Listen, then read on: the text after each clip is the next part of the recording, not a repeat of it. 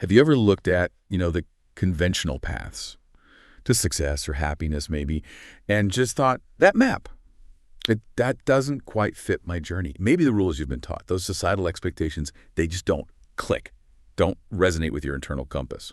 What if maybe the path to truly thriving involves bravely, sometimes, painfully, stepping outside those frameworks, rewriting some of the most fundamental rules we're taught? It's a compelling idea, right? We're often handed these like prepackaged blueprints for how life should work, how we should act, find fulfillment. But what if those blueprints are just fundamentally misaligned for some of us, maybe even many of us? What if the most powerful insights, the real wisdom, comes from those who've actually dared to chart their own course? So today we're doing a deep dive into some truly fascinating material. It's excerpts from Lessons from a Life Embracing Neurodiversity. And this isn't, a textbook. It's not a clinical analysis. No. It's a profound, really raw, firsthand personal account from a parent sharing their remarkable journey of self-discovery, kind of late in life, actually, and the deeply insightful, often counterintuitive strategies they've developed for themselves and, importantly, for their kids.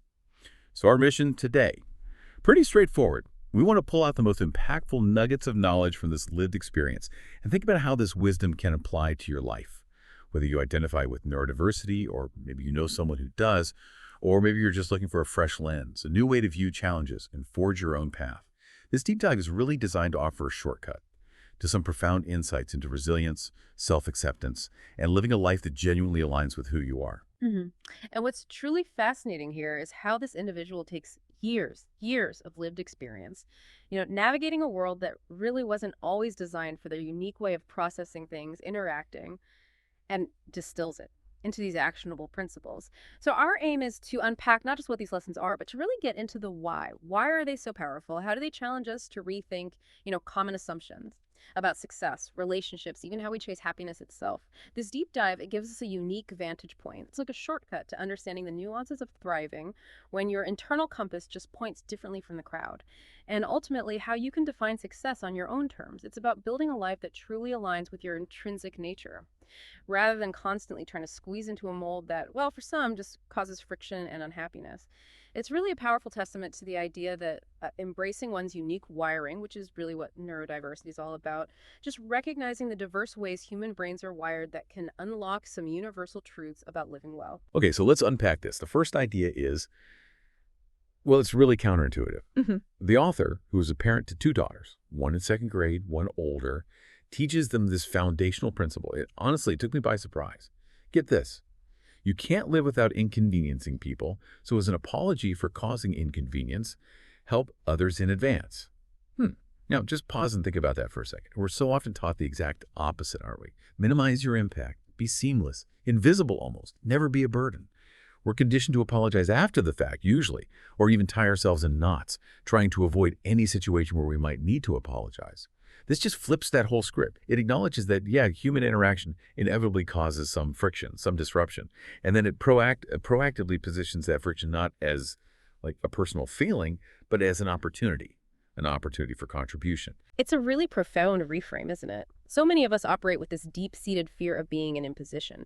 Society often frames inconvenience as, a personal failing, something to be avoided at all costs. But the truth is, just by existing, right? By having needs, by moving through the world, we inherently create inconvenience for others, even in tiny unconscious ways. Think about it.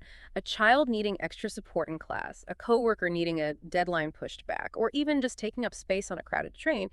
These are all technically minor inconveniences to someone else. This principle reframes that reality, not as a source of guilt or anxiety, but as a given, a fact of life. And it shifts the focus entirely to active participation in a reciprocal community.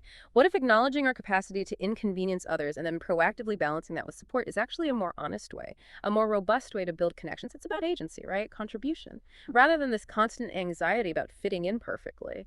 Yeah, and for neurodivergent individuals, this principle feels even more significant. I mean, they might unintentionally cause inconvenience because of differences in communication style or sensory needs or processing speeds, things that are often completely outside their conscious control.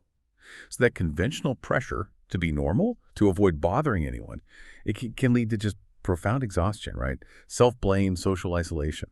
But this principle says, look, you will inconvenience people. That's okay. It happens. Now, how can you proactively contribute? It completely lifts that emotional burden. You're not trying to be invisible or perfect anymore. You're actively engaging, accepting an inherent part of being human. Exactly. And it fosters immense resilience because you're not striving for this unattainable ideal of flawless interaction. And in terms of relationships, it encourages healthier, more honest connections. Just imagine, for a second, a world or even just a workplace where everyone operated this way. Instead of feeling kind of resentful about minor disruptions, we'd actually be looking for ways to support each other proactively. It creates a social ecosystem built on mutual aid and understanding rather than this fragile attempt to never disrupt anyone's comfort zone. And the author even acknowledges, the risk of being taken advantage of. But they view those instances as tuition, like you pay the fee, you learn who to avoid. That's a really powerful lesson in self-preservation and boundary setting, kind of disguised as a cost. It suggests that even those negative experiences, they contribute to a clearer path forward. They help you refine your understanding of who deserves your proactive support and, frankly, who doesn't. So the profound insight here is that by normalizing human inconvenience and proactively offering support, we don't just reduce guilt, we actively forge stronger, more resilient relationships built on mutual contribution. It's a radical reframe. It transforms what could be a source of shame into really a catalyst for positive action. Okay, now let's pivot, because here's an even more counterintuitive piece of wisdom from the author. Not looking for happiness, but deleting unhappiness. I mean, that's a complete flip of the script, right? Compared to countless self-help books, societal narratives telling us to chase happiness, manifest joy, find the secret to bliss, the author advises their daughters not to search for happiness. Instead, they say, delete what doesn't make you happy. They assert that what's left, that will ultimately be happiness. This is just a radical redefinition of the pursuit of happiness. Instead of chasing some elusive state, it focuses on actively eliminating sources of dissatisfaction, friction, discomfort. It's about subtraction, not addition. Precisely. And if we connect this to the bigger picture, it suggests a profound awareness of one's own needs and limitations. For someone whose neurological wiring might mean certain experiences are inherently unpleasant or overwhelming, think about sensory overload in a noisy office, right? Or social pressures in big groups, or just expectations that clash with their natural way of processing things. For them, this isn't just a philosophy, it's actually a vital survival strategy. It provides a tangible, actionable method for navigating environments that might be inherently ill-fitting for them. And the psychological benefits here are immense. By focusing on what to remove, you significantly reduce overwhelm. That's huge. You clearly define personal boundaries by identifying what drains your energy, your spirit, and it allows you to truly identify authentic sources of joy by kind of exclusion, rather than trying to force yourself into activities that are supposed to make you happy but actually don't. This strategy, it seems like it leads to a more authentic, more sustainable sense of well-being compared to that constant pursuit of external markers of happiness. It implies a deep level of self-knowledge and, courage. The courage to walk away from what doesn't serve you, even if it's something society thinks is desirable or normal. Yeah. The core wisdom here isn't about chasing some elusive happiness, but about systematically identifying and eliminating what truly depletes you. What remains, through that courageous exclusion, that's your authentic well-being. Right. So instead of constantly reaching for some abstract ideal, you're just systematically clearing out the clutter of dissatisfaction. It's like weeding a garden, isn't it? Instead of constantly trying to plant new flowers in soil that just won't support them. And the author applies this specifically to kids who might inherit neurodiversity, saying, look, they'll experience many things that don't make them happy. And the advice is simple: move away from them.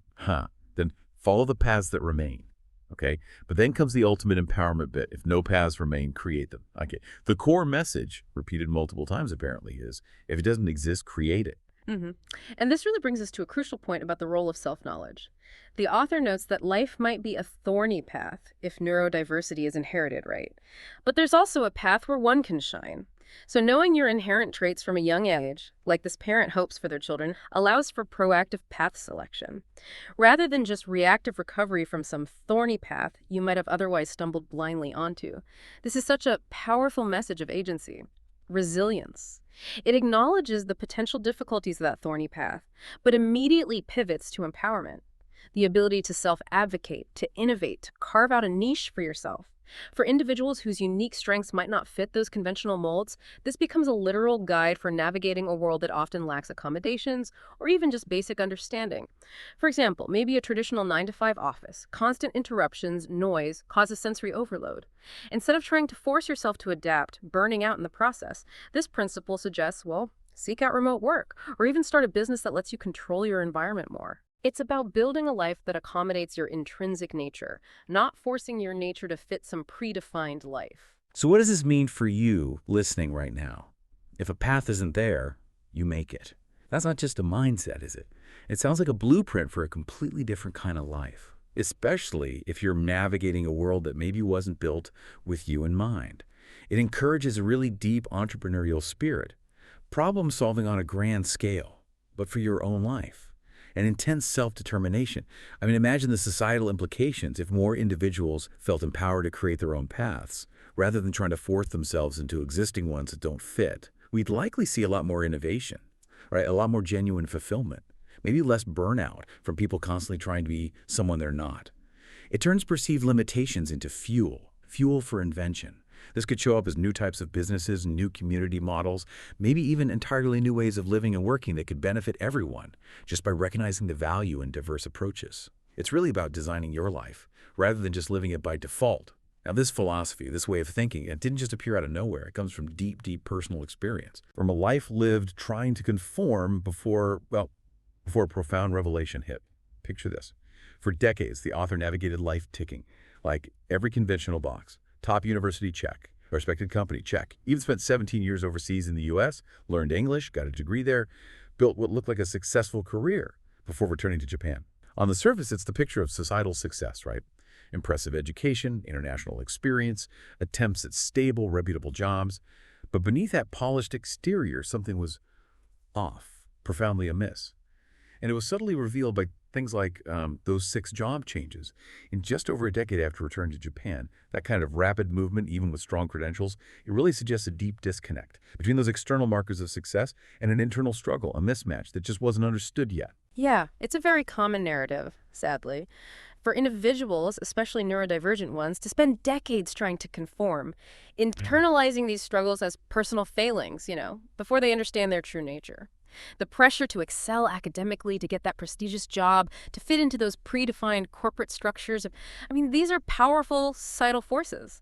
The author's rapid job changes, despite their obvious intelligence and drive, they really serve as a crucial setup for that eventual aha moment.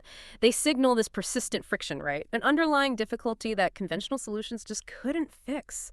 It highlights how many individuals might internalize these struggles, thinking it's their fault, rather than seeing it as a fundamental mismatch with their environment or maybe a consequence of a neurotype that simply isn't suited to those conventional demands. They were trying to be someone they weren't, basically, in places they didn't belong. And that takes an immense toll, often completely invisible to others. And then, bam, at age 49 came what the author describes as the best news. They recognize their neurodiversity at this age, and they call it the best news in 49 years of what they actually refer to as disability, which is such a stark way to describe the immense, often invisible friction they experienced trying to navigate a world not designed for their intrinsic nature. So this diagnosis, it brought 2 absolutely key realizations. First, they realized they'd been striving toward places they shouldn't be, places fundamentally unsuited to them. And second, and this is incredibly powerful, they gained confidence, real confidence, to move forward faithfully to their strengths without caring what others thought. This is the absolute pivot point of their journey. However, and this is a crucial point too, there was a significant downside, at least initially. Post-diagnosis, reemployment became almost impossible, which caused, understandably, despair about job prospects. What's fascinating there is that the recognition of neurodiversity at 49, despite leading to immediate practical challenges like those reemployment difficulties, is framed as the best news. It's such a powerful and, well, counterintuitive phrasing, isn't it? Many might see a late diagnosis as a loss or a label, maybe a burden, but this highlights the immense psychological relief and clarity that can come from finally understanding yourself, even if that understanding brings new external hurdles. It's a profound paradox, really. A diagnosis, often seen negatively by society, became this source of immense liberation for the individual. It reframed all those past struggles, not as personal failures, but as that fundamental mismatch between their inherent traits and unsuitable environments. That internal shift in perspective, gaining confidence in your strengths precisely when external opportunities seem to close off, that proves to be more valuable than external validation or conventional success. It's like the ultimate validation of their own inner truth, finally aligning their understanding of themselves with their lived experience, allowing them to perhaps forgive themselves for past struggles that were never truly their fault to begin with. Wow. And if that internal struggle wasn't enough, imagine hearing this from your own family. The author faced profound skepticism. Their parents lamented, "Why are you the only one like this?" And their siblings apparently stated, "No matter how hard you try, reemployment is probably impossible." That speaks volumes, doesn't it? About the isolating experience of being different without a clear explanation, and the immense internal resilience needed to just persevere in the face of such deep external doubt, especially from the people closest to you. It's one thing to face a tough job market, right? But to have your own family basically tell you your efforts are futile, that's a whole other layer of emotional weight, a deep wound, really, from that lack of understanding. Yeah, it truly illustrates that additional layer of challenge. Faced by individuals who are late diagnosed or whose struggles are just misunderstood by those closest to them, the societal lack of understanding around neurodiversity can profoundly impact family dynamics, leading to feelings of alienation, inadequacy. It often means a lifetime of masking, trying to appear normal, neurotypical just to fit in, which leads to exhaustion and a loss of your authentic self. But what's truly remarkable here is the author's unwavering resolve. Despite this family skepticism, they continued, because they simply couldn't give up. This just underscores their powerful shift towards an internal locus of control, determination. It wasn't about proving something to others anymore or trying to fit some mold. It was about honoring their own discovered truth and continuing because they believed in their path even when external validation was completely, utterly absent. This deep internal drive forged in adversity, fueled by self-acceptance. That's what set the stage for creating their updated life principles, their new operating system, if you will. Okay, so after this revelation, this huge shift in understanding, the author didn't just crumble. They didn't give up. Instead, they updated their entire operating system for living, created principles that allowed them to thrive authentically. Their previous mindset, which, let's be honest, we could probably all relate to sometimes, was cannot do something. You know that feeling. Hitting a wall, encountering a personal limitation that feels just insurmountable. But their updated principle is cannot do. Get someone who can do it to help. Now, that truly redefines how we approach limitations. It's not about trying to magically get a new skill or force yourself into some competency you don't have. It's about leveraging the strengths of others, acknowledging personal limitations not as deficits, but as opportunities, opportunities for partnership, delegation. Yes, it's a fundamental shift from that kind of individualistic struggle to collaborative problem solving. And for neurodivergent individuals who might naturally excel in some areas while genuinely struggling in others, that neurotypical folks find simple, maybe due to differences in executive function or social processing, sensory regulation. This is such a pragmatic and incredibly empowering strategy. It directly counters that notion that we have to be self-sufficient in absolutely everything. Instead, it redefines strength. Strength becomes the ability to identify and utilize resources to build a diverse team around your unique profile rather than trying to perform all tasks perfectly yourself. Imagine the kind of teams, the kind of relationships, even professional collaborations that would flourish under this principle. It creates a more inclusive and effective environment for everyone, really. For instance, maybe you struggle with admin tasks, but you're amazing at creative problem solving. This principle suggests finding a collaborator who loves organization, allowing both of you to operate in your zone of genius. It's about building synergy, not struggling alone in isolation. And this idea, this radical self-preservation, it continues with their next updated principle. The author's previous behavior was, and this is stark, to tolerate people who attack your weaknesses for money. Just think about that. Enduring environments, relationships that chip away at your core, that diminish your spirit, simply because it's financially necessary. It's a common trap, right? Many of us fall into it. But the updated principle is so powerful. Move away from people who attack your weaknesses. Don't tolerate for money. Yeah. This is about setting fierce, non-negotiable boundaries, valuing your well-being above financial gain when that gain comes at the cost of being diminished. It's a powerful statement about self-worth, isn't it? It recognizes that the long-term mental and emotional health implications of tolerating toxic environments just for money. Well, they can be far greater than any financial compensation. For neurodivergent individuals who might be more susceptible to workplace bullying or misunderstanding, exploitation, maybe due to differences in communication or specific sensitivities, this is a crucial, maybe even life-saving boundary setting strategy. It fundamentally reinforces that anti-happiness philosophy we talked about earlier. Remove what doesn't serve you. Even if it's financially tempting, it raises a really critical question. What are we truly sacrificing when we stay in spaces that attack our core, that diminish our spirit, simply for a paycheck? True wealth, in this context, it's measured by integrity, peace of mind, not just dollars and cents. It requires immense courage, of course, especially when financial security feels paramount. But the author's journey suggests it's a non-negotiable step towards authentic well-being. It's basically about saying, my peace, yeah, that's not for sale. Okay, and this next principle ties directly back to that powerful mantra, if it doesn't exist, create it. Huh. The author's previous experience was this frustrating cycle. Wrong place, change place, no place to go. You know the feeling. Constantly searching for a fit that just isn't there, trying one environment then another, and eventually hitting a wall where you feel completely unmoored, out of options. Their updated principle is the ultimate answer to that dilemma. No place to go, create your own place. And recognizing just how huge that challenge is, they add a vital piece. If they can't create it alone, they will keep searching for people who understand. So it's not just about finding a job, is it? It's much bigger. It's about finding or building your entire environment, your community, your ecosystem for thriving. Yes, exactly. It's a direct application of that if it doesn't exist, create it mantra. But applied to your whole living and working environment, your community. It speaks to the ultimate solution when existing structures or communities are just inhospitable or simply don't accommodate your unique needs. And it also profoundly acknowledges the human need for supportive allies in that creation process. You often can't do it alone. This fosters a really potent blend of, entrepreneurial spirit and community building. Think about the implications for career paths, for social structures, if more people felt empowered to build their own niches, their own places, instead of endlessly seeking external fit in systems not designed for them. This could mean starting a co-working space that's sensory-friendly, maybe, or forming a professional collective that prioritizes collaborative strengths over individual weaknesses, or even building a virtual community of like-minded folks. It highlights the importance of finding your tribe, right?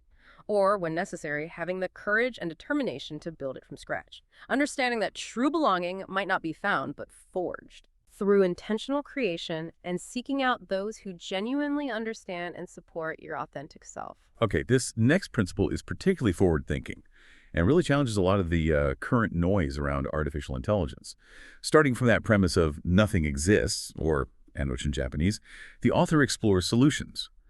If traditional systems fall short, if even human understanding isn't quite there, then AI is an absolute ally. They really push back against common fears about AI, like the notion that relying on AI makes you stupid. The author asks, well, can you accept my results if I don't rely on AI? Good question. And regarding AI will take jobs, they just state flatly, side with AI. So instead of fearing AI, seeing it as a competitor, they're embracing it. As a powerful solution, a loyal team member, maybe even a champion, that's a profoundly transformative reframe, isn't it? Especially for those of us who might feel left behind by traditional systems or maybe struggle with certain tasks. It raises such an important question. What if what we perceive as reliance on AI is actually a strategic partnership? A partnership that allows individuals to operate at their highest potential or even access possibilities that were previously just unavailable to them.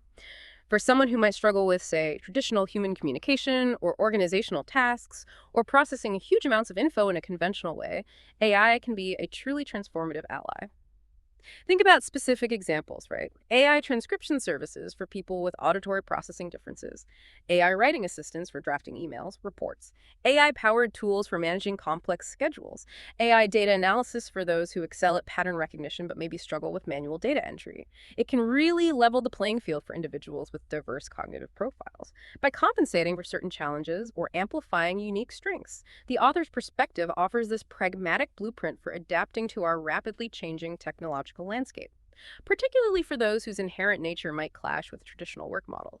To side with AI in a professional context, it means embracing it as a tool that enhances your capabilities, creating new possibilities for work, for contribution that might not have existed otherwise. It's a refusal to be limited by maybe outdated fears, and an embrace of innovation as a path to personal and professional fulfillment. It's about intelligently augmenting human capability, I think, not replacing it. Wow.